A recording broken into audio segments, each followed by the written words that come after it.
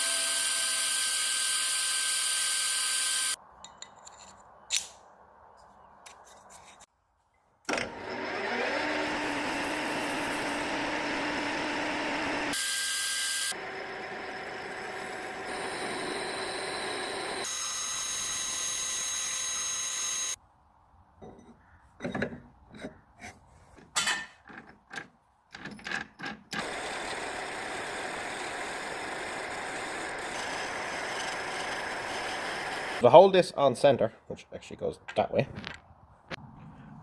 I machined the end of this bar, so it's going to slide through the gearbox.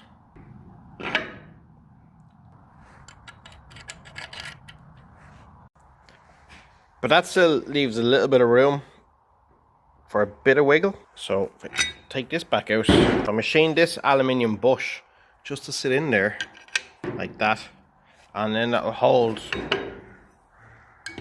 this bar straight.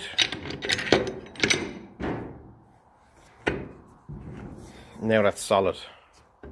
It's important to get most of this on camera so the customer understands why it's €800 to fix his €300 gearbox.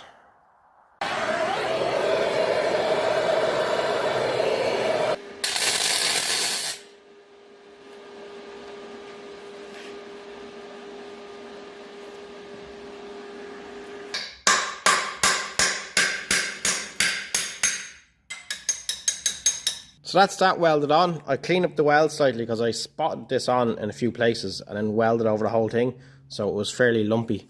So I just ground it down just to make it look a bit nicer. Gets pressed on there, and then the release bearing slides in that sleeve.